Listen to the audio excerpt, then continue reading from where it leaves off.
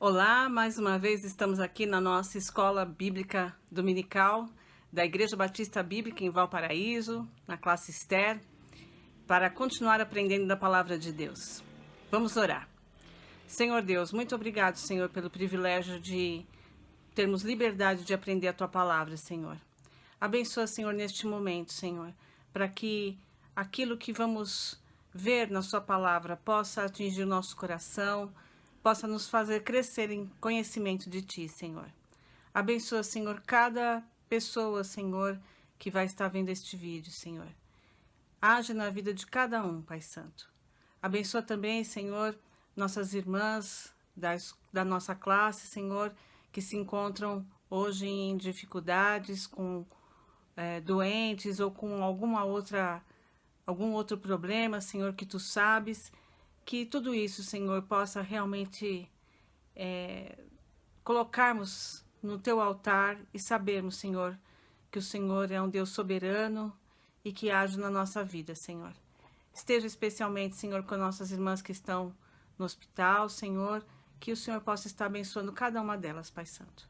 Ajuda-nos, Senhor, a aprender de Ti e, aprendendo de Ti, a confiar ainda mais, Senhor, em tudo que Tu és para nós. É isso que eu te peço, em nome de Jesus, nosso Salvador. Amém. Bom, nós temos estudado nesses últimos domingos, né, sobre o conhecimento de Deus. Nós vimos a importância de conhecer Deus, como isso realmente interfere na nossa fé. E vimos a semana passada a questão da idolatria, nos surpreendendo com o fato de que muitas vezes até mesmo criarmos uma imagem desse Deus, né, soberano, eterno e inimaginável, pode se transformar numa idolatria. E hoje nós vamos olhar com uma atenção especial um aspecto de Deus que é fundamental para o nosso resgate, né? Que é o Deus encarnado. Jesus Cristo veio à Terra e muitas coisas são difíceis das pessoas em geral acreditarem e entenderem. Muitos não entendem certos aspectos que a palavra de Deus apresenta. Alguns duvidam do fato de que Jesus poderia expiar os nossos pecados. Como alguém morrer na cruz, paga o pecado de toda a humanidade. Isso é muito estranho, né? Outros podem questionar a questão da ressurreição. Até acredito em Jesus como um profeta, uma pessoa do bem, que curou, que tal, mas ressuscitar, né? Isso já é demais. Outros podem dizer, ele até acredito que ele curava as pessoas, mas acreditar que ele andou sobre o mar, sobre a água, ou que ele transformou água em vinho, aí isso também já é demais. Ou mesmo não acreditam no próprio nascimento de Jesus de uma virgem. Mas todos esses pontos que aparentemente parecem os mais difíceis de se acreditar que realmente aconteceram, não são de fato o foco, né, do mistério do Evangelho. Na verdade, o foco de maior dificuldade para acreditar é na própria encarnação, no fato de que Deus se encarnou, no fato que Deus se tornou homem. O Deus eterno se tornando homem.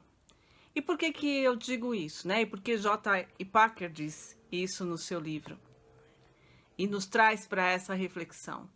Porque, na verdade, se acreditarmos realmente que Deus se tornou homem, que Jesus era Deus, todas as coisas que aconteceram aqui com Jesus se tornarão totalmente críveis. É claro que um Deus consegue andar sobre as águas. É claro que um Deus consegue realizar milagres. É claro que um Deus consegue vencer a morte. Portanto, o ponto fundamental do Evangelho é acreditar que Deus se tornou homem, que Deus encarnou. É a encarnação de Jesus é quem faz com que tudo que ele viveu aqui na Terra possa ser totalmente reconhecido, né, como verdade. Então, esse é o ponto central da discussão. O verbo se fez carne, como está lá em João, capítulo 1, versículo 14. Deus se tornou homem, o Filho Divino se tornou um judeu. O poderoso apareceu na terra como um frágil bebê, um bebezinho, né? Um Deus que se tornou um bebezinho. Ele não se tornou homem já de 30 anos, mas ele se tornou um bebê frágil, um bebê que passou por todo o processo de desenvolvimento, né? Um bebê que aprendeu a falar, um bebê que foi dependente de alimentação, de cuidados, que se tornou uma criança, que aprendeu a andar, que aprendeu a correr, enfim, que teve todo o desenvolvimento de um ser humano como qualquer um de nós. É esse o ponto central, né, da fé. Acreditar que Deus desceu, o Rei da Glória, se colocou aqui na Terra, né, e com um propósito específico.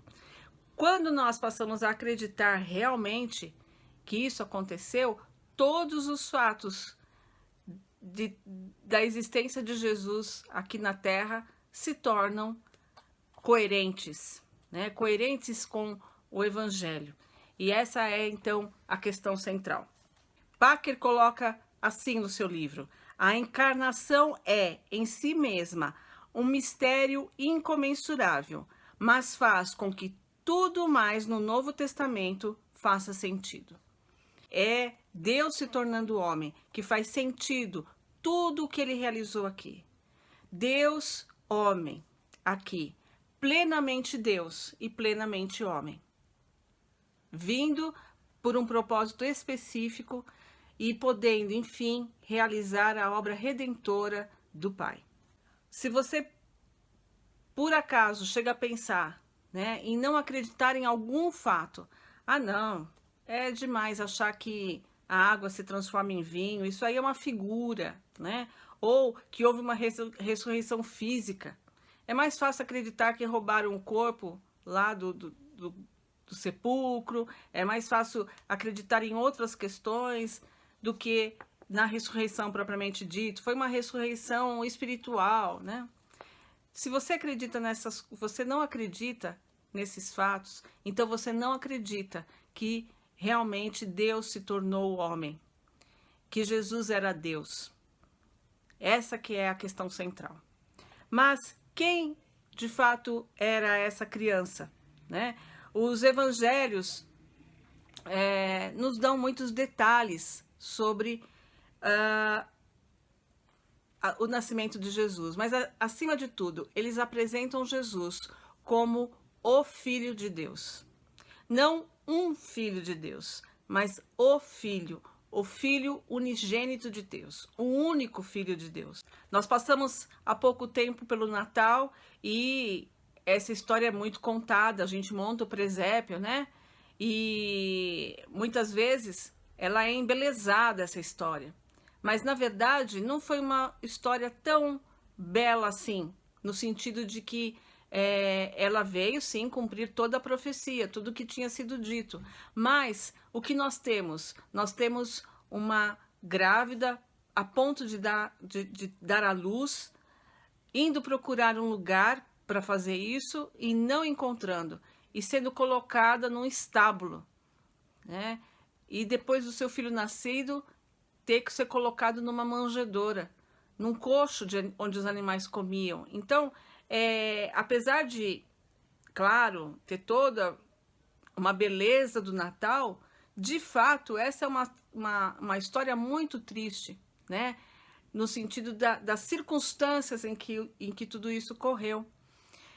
Mas os evangelhos não estavam muito preocupados em falar sobre essa questão das circunstâncias, somente realmente para mostrar como a profecia tinha sido cumprida. Mas o ponto focal do evangelho é dizer que era o Filho de Deus que estava nascendo naquele momento.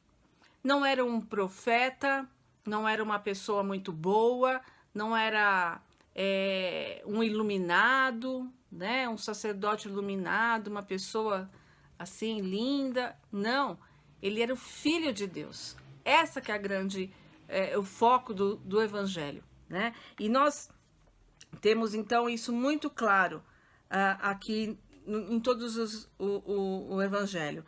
E sobre isso, o Novo Testamento, ele traz duas questões fundamentais. A primeira delas é que o bebê nascido em Belém era Deus.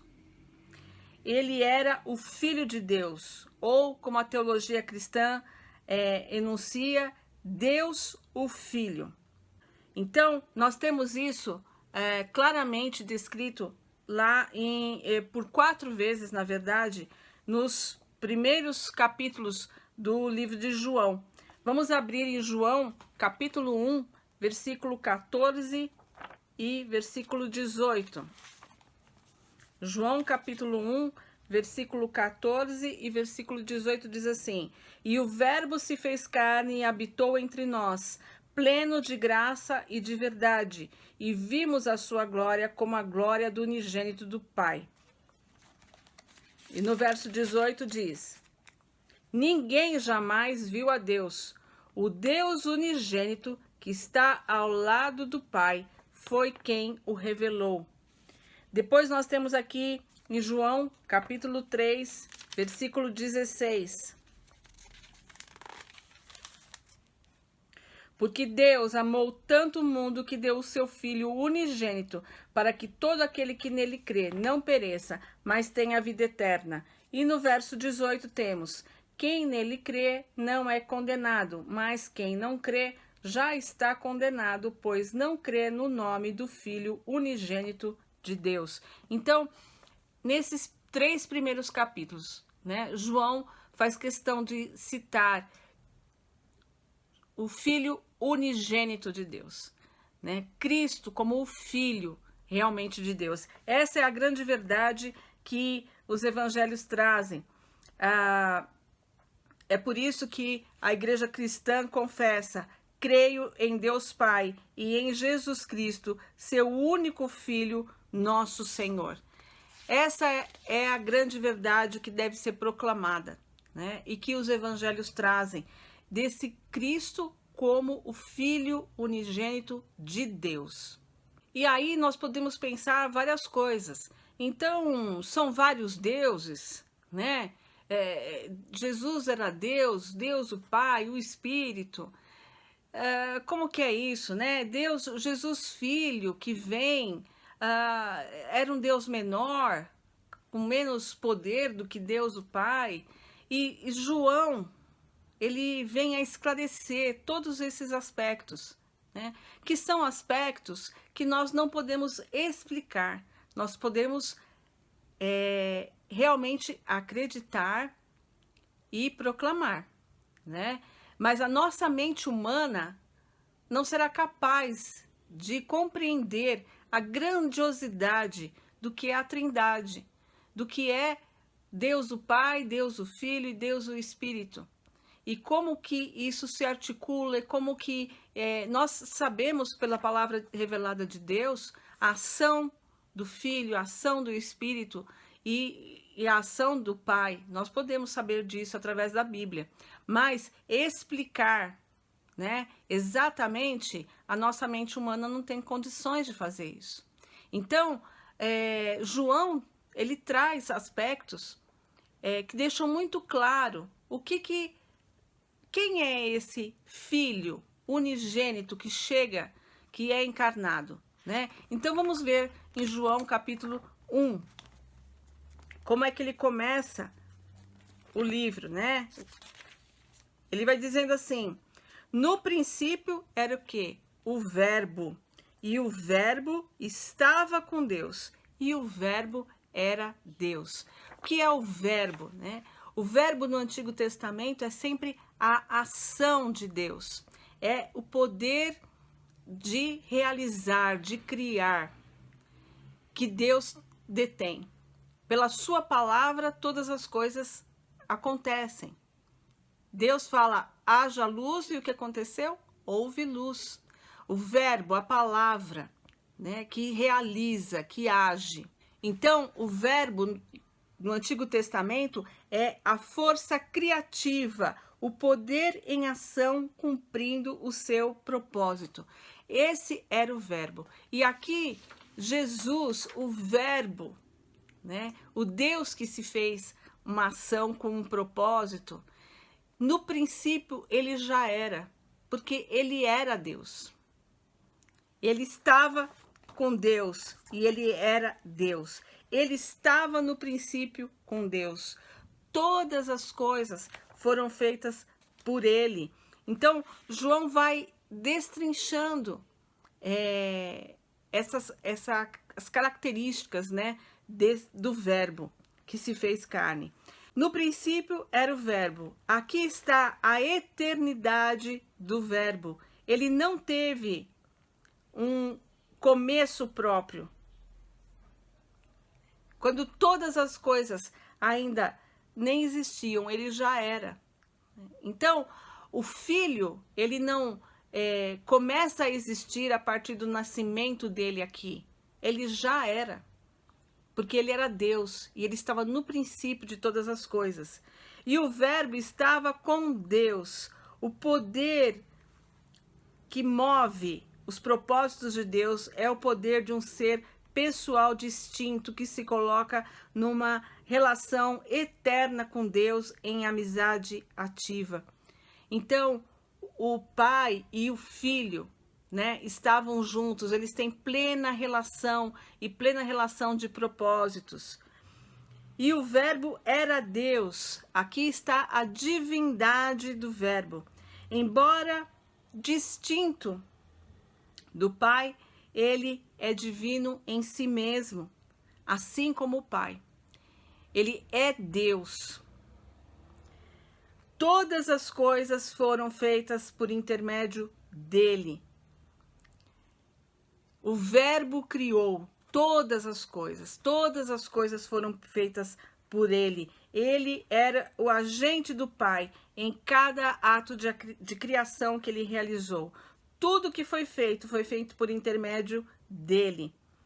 E aqui diz, a vida estava nele e ele era a luz dos homens. A luz resplandece nas trevas e as trevas não prevaleceram contra ela. Então, Jesus, a luz, Jesus que suplantou as trevas, né? Que esteve acima da morte, que venceu tudo isso. Então, este era o Verbo. E aí, ele vai continuar. Houve um homem enviado por Deus, seu nome era João. Ele veio como testemunha, a fim de dar testemunho da luz, para que todos crescem por meio dele. Ele não era a luz, mas veio para dar testemunha da luz, né, que é Jesus. Pois a verdadeira luz que ilumina todo homem estava chegando ao mundo. O Verbo estava no mundo e este foi feito por meio dele. O Verbo veio para o mundo, né? E o mundo foi feito por ele. Mas o mundo não o reconheceu. Ele veio para o que era seu, mas os seus não o receberam. Mas a todos que o receberam, aos que creem no seu nome, deu-lhes a prerrogativa de se tornarem filhos de Deus, os quais não nasceram de linhagem humana, nem do desejo da carne, nem da vontade do homem, mas de Deus. E o Verbo se fez carne e habitou entre nós, pleno de graça e de verdade, e vimos a sua glória como a glória do unigênito do Pai. Nós pudemos ver, né, e conhecer a Deus através de Jesus. João testemunhou a respeito dele, exclamando: é sobre esse que eu falei. Aquele que vem depois de mim está acima de mim, pois já existia antes de mim. Pois todos recebemos da sua plenitude graça sobre graça, porque a lei foi dada por meio de Moisés, a graça e a verdade vieram por meio de Jesus Cristo. Ninguém jamais viu a Deus, o Deus unigênito que está ao lado do Pai, foi quem o revelou. Então, João deixa claro, né, a existência de Jesus lá no começo de todas as coisas, criando, né, sendo ele Deus também, vindo à terra para iluminar os homens, para ser a luz, para dar a vida, né? Então, ele vai apresentar essa criança, né, de uma maneira que torna claro e vivo o fato de que ele era Deus. A segunda verdade que os evangelhos também apresentam é que o bebê nascido em Belém era Deus feito homem. Ele não era menos Deus, ele não deixou de ser Deus para se tornar homem. Ele era plenamente Deus e plenamente homem. E em Hebreus, capítulo 2, versículo 17, diz: por essa razão era necessário que em tudo se tornasse semelhante a seus irmãos, para que viesse a ser um sumo sacerdote misericordioso e fiel nas coisas que dizem respeito a Deus, a fim de fazer propiciação pelos pecados do povo. Jesus se tornou homem. Ele convinha que ele viesse à terra, se tornasse semelhante aos seus irmãos, para que pudesse se compadecer das nossas fraquezas, né? Como ele viveu aqui e ele sofreu aqui todas as coisas que nós sofremos, né? E muito mais e além. Ele tem condições plenas de ser misericordioso para conosco.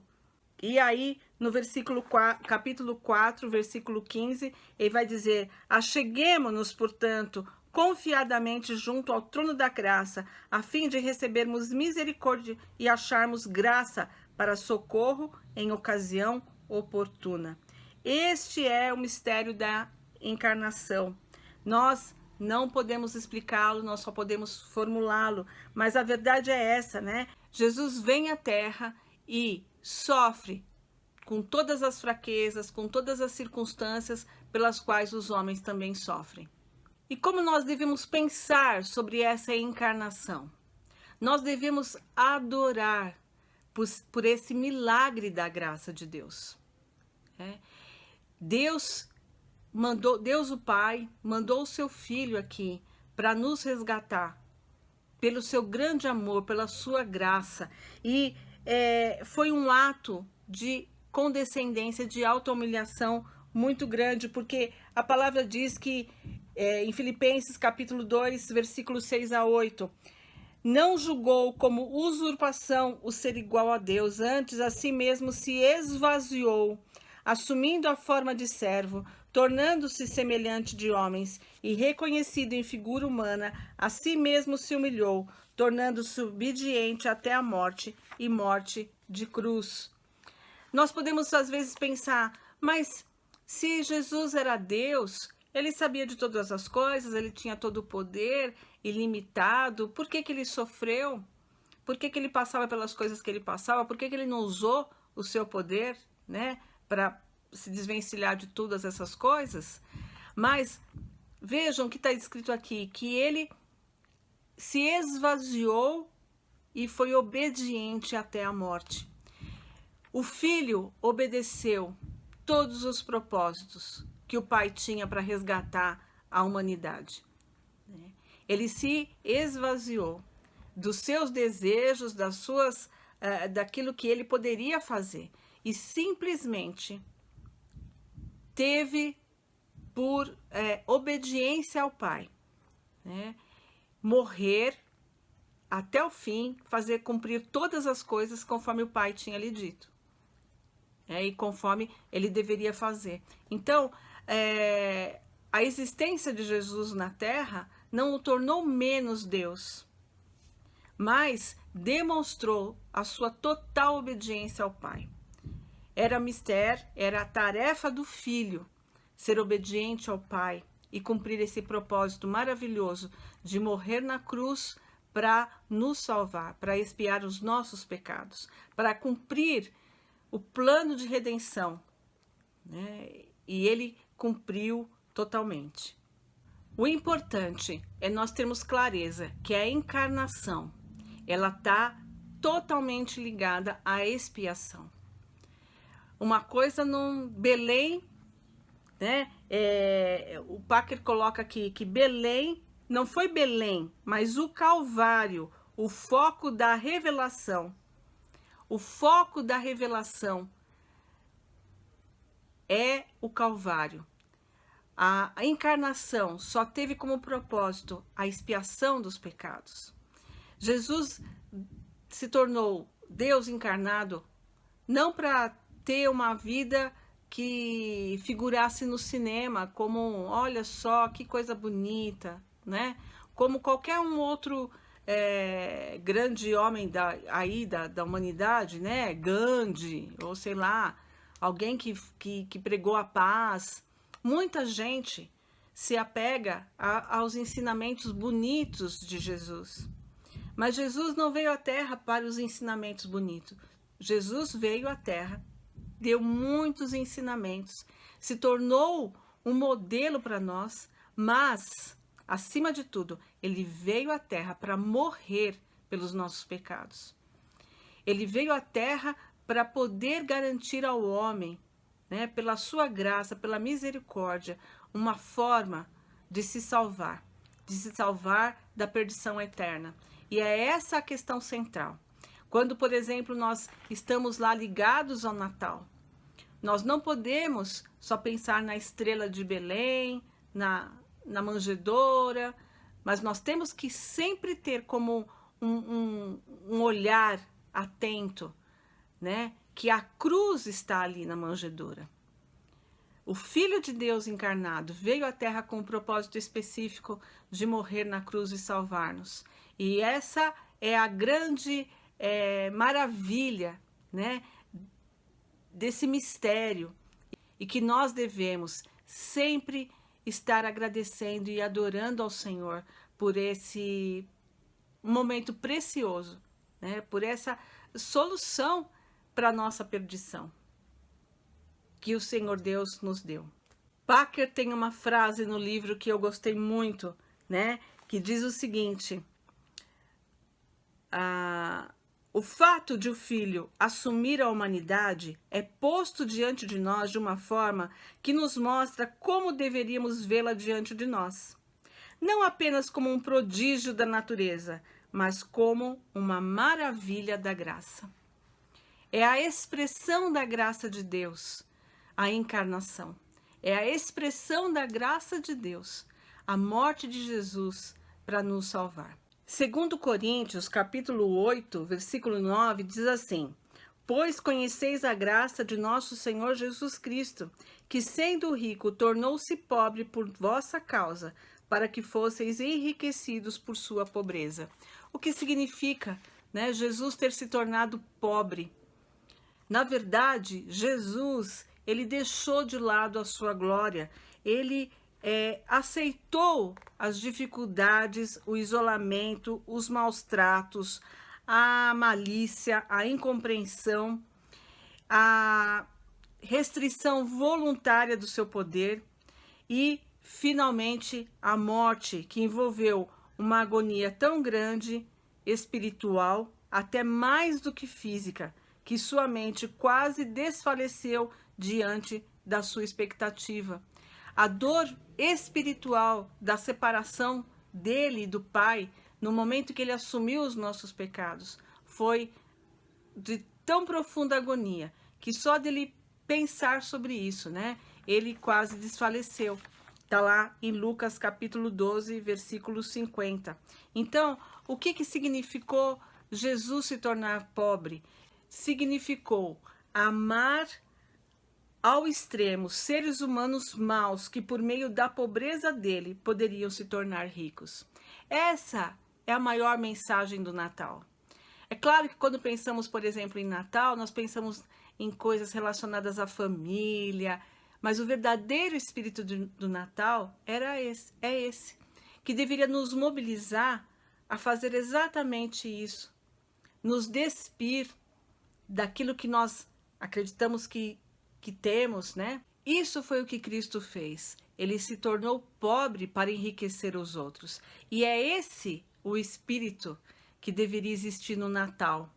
Não só essa coisa da gente celebrar a família, né? Os presentes, mas realmente nós nos tornarmos pobres para enriquecer outros. Nós temos esse espírito cristão, que é esse o espírito cristão que Jesus vem nos trazer. Ele veio, se tornou sem nada para nos fazer filhos do Rei. E nós, como cristãos, devemos ter a mesma prática em relação às outras pessoas, nos despir, deixar aquilo que é importante para nós, para poder dar algo de importante aos outros. Infelizmente, esse não tem sido o nosso sentimento. Nós, muitas vezes, nos achegamos a Jesus, nós nos achegamos ao Evangelho em busca de coisas para nós. Mas o que Cristo traz para a nossa vida é um desapego daquilo que é para nós e uma busca para o que é do outro. O quanto desejamos, de fato, a salvação dos outros. O quanto clamamos a Deus por misericórdia para que alcance pessoas perdidas. Né? O quanto queremos que realmente as pessoas se enriqueçam com a alegria e com a grande verdade do Evangelho. A grande verdade desse Jesus que veio ao mundo em resgate de muitos. Né? O quanto nós desejamos tudo isso e não buscamos um Evangelho que venha para nos fazer ricos, prósperos. Né? Nem vou dizer aqueles que buscam a riqueza do mundo. Um Evangelho que traga riquezas do mundo, 4 carros, 2 casas, né? Mas, muitas vezes, nós queremos buscar até mesmo coisas espirituais para nós. Eu quero ter paz, eu quero ter alegria, eu quero ter... E não buscamos essas coisas para distribuir para os outros. Esse é o verdadeiro cristianismo. Aquilo que recebemos de graça, espalhamos de graça. Esses são os frutos do Espírito, né? Quando nós nos tornamos a luz que ilumina a nossa vida, reflete no nosso viver e nós passamos a iluminar outras pessoas. Então, que nós possamos viver essa realidade, adorar a esse Deus que desceu, que se encarnou aqui na Terra, né? Que se tornou humano, que sofreu o que nós sofremos, que conhece todas as dores e que por isso se compadece de nós. Esse Deus que morreu na cruz, que foi crucificado e que pelo seu sangue nós podemos ser salvos. E como cristãos salvos, nós possamos, vendo essa luz brilhar no nosso coração, tendo essa luz brilhando em nós, nós possamos iluminar a vida de outras pessoas, também tornando-os ricos, podendo proclamar esse evangelho, a ponto de que outros possam também reconhecer Cristo como seu Salvador. Que essa seja o objetivo maior de toda a nossa vida. Amém. Uma ótima semana a todos.